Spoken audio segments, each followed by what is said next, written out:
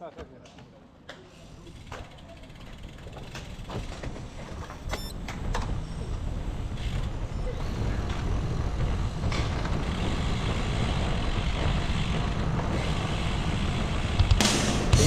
pudiste hacer la Miércoles 11 de junio del 2025 empezamos la semana de pedaleo, bueno, en mi caso, porque este es el primer día que pedaleo en la semana. Ayer sí salí a correr, el domingo descansé completo para recuperar las piernas después del Gran Fondo Paracas, que la verdad yo todavía estoy con la resaca de la carrera porque la pasé muy bien ahí el fin de semana con los amigos, los días previos, en el post carrera y obviamente en el mismo momento de la competencia, ¿no? Que eso es siempre lo que más nos gusta, ¿no? Esos momentos de adrenalina ahí en el pelotón. Y justo estaba pensando en eso, o sea, el pelotón era bastante numeroso, 170 personas aproximadamente, y yo creo que lo estaba conversando con algunos amigos, o sea, no tenemos pues mucha oportunidad de rodar en pelotones tan grandes aquí. Si bien el ciclismo es una actividad, un deporte que yo creo que está bien difundido, o sea, acá hay muchos ciclistas en Perú, en Lima al menos donde yo vivo, uno ve ciclistas por todos lados. Ahora, obviamente, de ahí los que son ciclistas deportivos, como es nuestro caso, digamos, somos ya un grupo más reducido, pero igual se ve mucha gente entrenando en las calles, los días de semana y los fines de semana también. Tenemos carreras, es cierto, pero ninguna carrera pues es tan grande para tener un pelotón de más de 100 personas, ¿no? Las excepciones son esta carrera de acá, creo, el Gran Fondo de Nueva York, que sí convoca a una cantidad bastante grande de personas, que obviamente tampoco se compara con lo que pasa en otros países, que hay muchísimo más, ¿no? Pero a lo que voy es que para ser mejor ciclista, los que somos ciclistas deportivos, necesitamos pues la oportunidad de rodar en pelotones grandes y en competencias más o menos de este tipo, ¿no? Porque ahí es donde uno va desarrollando sus habilidades para moverse en un pelotón. Si yo me pongo a pensar, el año pasado, ¿cuántas veces he rodado en un pelotón de estas características, al menos de esta cantidad de colegas ciclistas? Yo diría que creo que fue el día de Milimetria que nos fuimos a Calango por fin de año, que también el pelotón fue grande, más de 100 personas. Creo que después el día que fuimos a Asia con los chicos de Juez Épico, también pelotón súper numeroso. Después de eso, o mejor dicho, antes de eso en octubre, yo fui al Gran Fondo del Cusco, donde el pelotón también era de más de 100 personas. Entonces, pero ahí para contar, porque yo creo que más oportunidad no he tenido.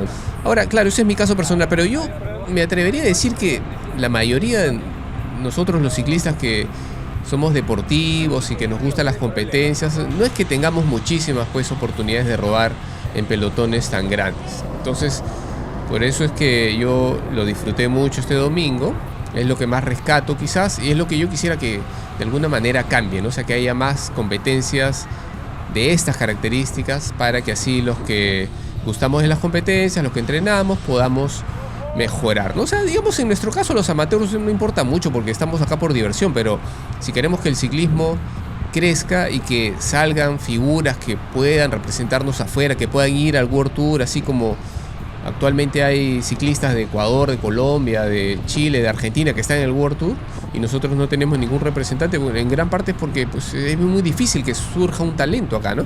Puede surgir un talento que tenga los números, que tenga la fisiología adecuada, pero si no está en un medio donde pueda desarrollarse, pueda aprender y pueda progresar, entonces eso va a ser bien difícil que ocurra, ¿no?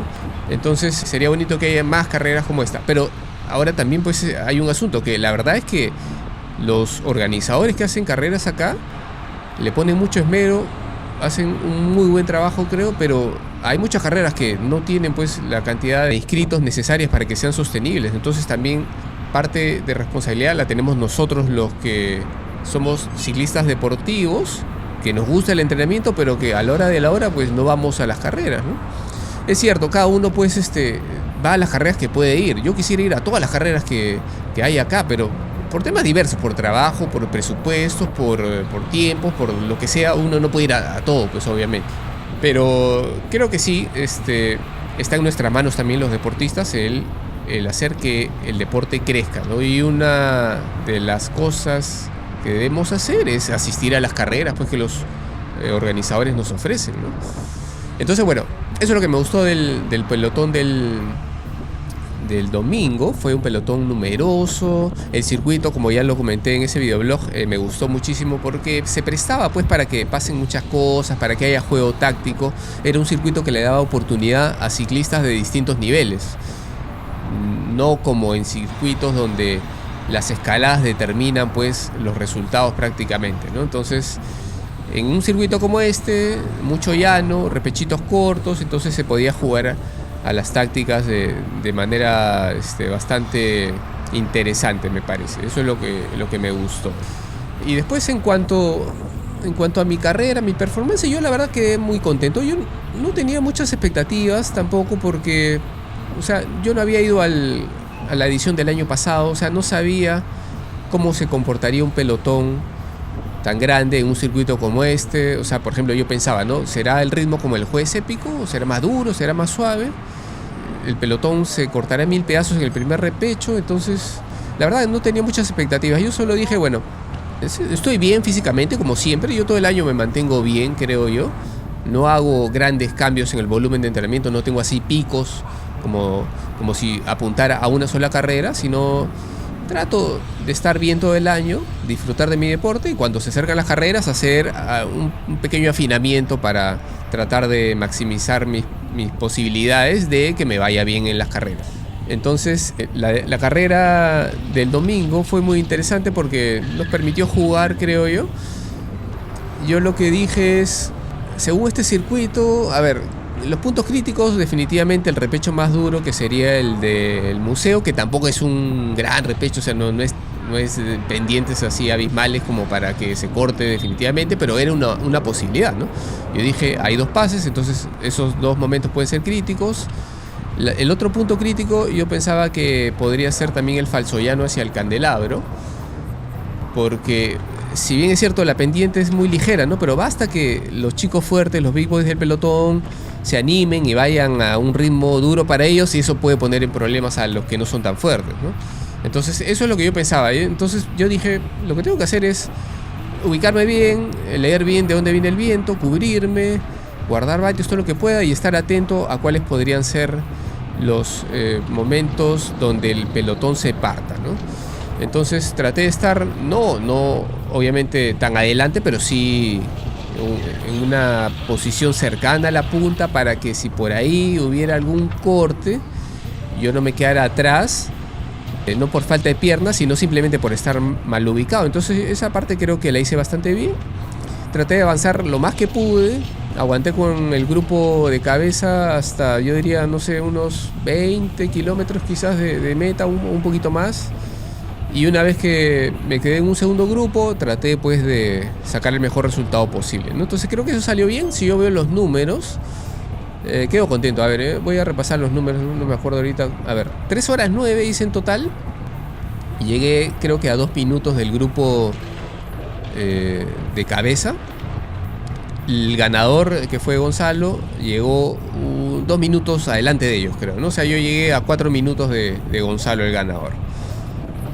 Después, a ver, intensidad relativa, que creo que eso es lo que más nos ayuda a evaluar si algo, digamos, estuvo bien o estuvo mal, ¿no? Entonces yo digo, 3 horas 9, saqué una intensidad relativa de 0.85, una normalizada de 190, o sea, creo que está bien. Un poquito más de 3 horas, sacar 0.85 creo que está bastante bien, ¿no? No me puedo quejar. Entonces, en cuanto a eso, quedé bastante satisfecho. ¿Qué es lo que más me importa, no? O sea, a mí lo que me importa es, voy a una carrera, yo la considero exitosa si es que me pongo al máximo de lo que mi capacidad me permite. Entonces, una forma de evaluar eso es justamente viendo esos valores, ¿no? He visto que mucha gente ve los TSS, pero yo prefiero... El TSS es una medida ya secundaria, o sea, es un cálculo del cálculo del cálculo. Entonces lo mejor en todo caso es ver la intensidad relativa, ¿no? La intensidad relativa nos dice qué tan duro hemos sido respecto a nuestro FTP. O sea, es muy sencillo, es agarrar la normalizada de todo el entrenamiento o de todo el tramo y dividirlo entre el FTP. Entonces lo usual es, pues, un rodaje largo nos va a salir un número un poco por debajo del FTP. Entonces, en mi caso, 190 entre 2.25 sale 0.85 más o menos. Entonces, Si es que revisamos entrenamientos en general o carreras de muchos ciclistas, podríamos concluir que una carrera donde estás forzando, donde vas 3 horas un poquito más al 0.85 es un buen resultado, ¿no? Entonces, desde ese lado yo quedo bastante contento. Y después, ¿qué más? Bueno, quería comentar otra cosa también, ya dejando de lado el tema del Gran Fondo. Yo estaba viendo también el Criterium de Dauphiné, que empezó justo el domingo. Entonces el domingo fue la primera etapa, no la vi porque estaba ahí en plena carrera. Pero la etapa de ayer ha sido una etapa que me gustó muchísimo, la verdad. Yo me desperté temprano, me puse a trabajar, me puse a verla ahí de fondo, pero hubo un momento en que ya la etapa se puso interesante.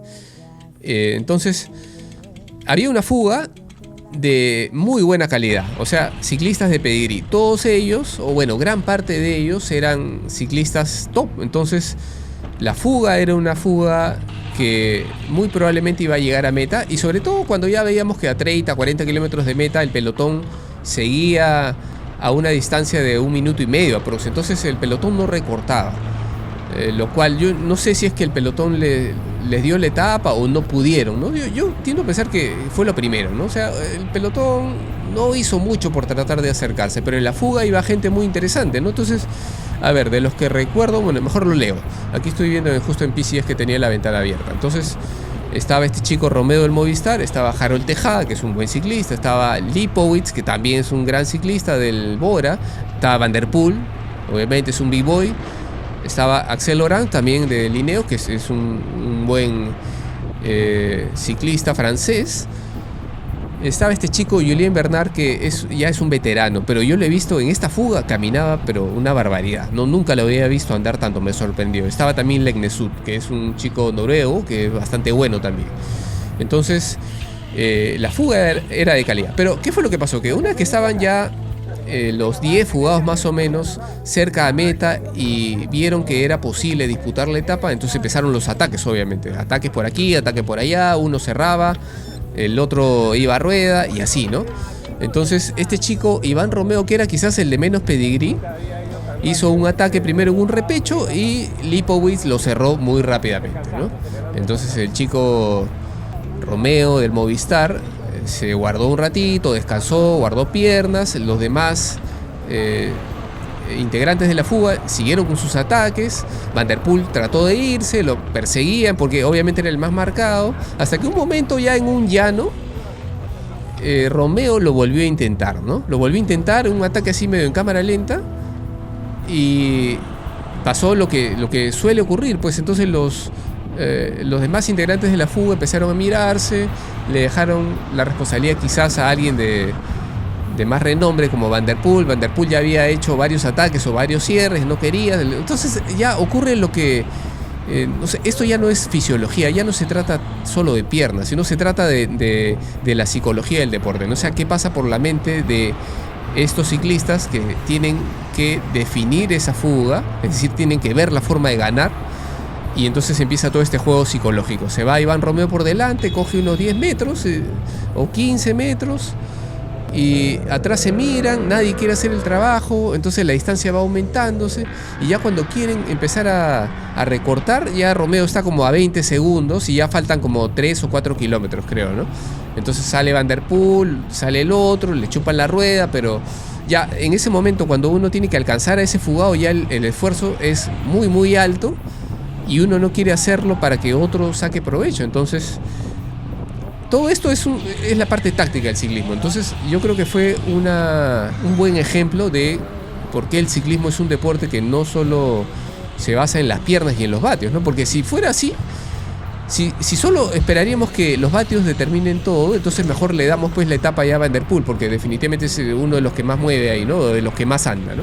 Todos son buenos ahí, todos son buenos, pero Van der Poel ya lo hemos visto que tiene unas piernas superiores al resto de estos chicos, ¿no? Pero el ciclismo no se trata de eso, pues se trata de resolver las situaciones, ¿no? Entonces ahí lo que hizo el chico Romeo fue una jugada magistral, que lo intentó 2 veces. La primera vez fue en el terreno que no le favorecía, que era un repecho, cuando había un ciclista como Lipowitz que en ese tipo de terreno va muy bien. Entonces lo aprovechó aprovechó mejor el terreno que estaba más adelante, que era más llano. Aprovechó también el hecho de que él no iba a tener tanto marcaje como los demás, porque él tiene menos pedigrí que el resto de sus compañeros de fuga. Y cuando cogió metros, ya simplemente sí se puso a full gas, el máximo esfuerzo hasta meta. Y felizmente llegó y ganó la etapa. Algo que a mí me dio mucha alegría, porque este chico Romeo, yo lo recuerdo, él está en Movistar ya hace unos cuantos años. El año pasado fue campeón de contrarreloj de la categoría sub-23, porque él es muy joven, tiene 21 años.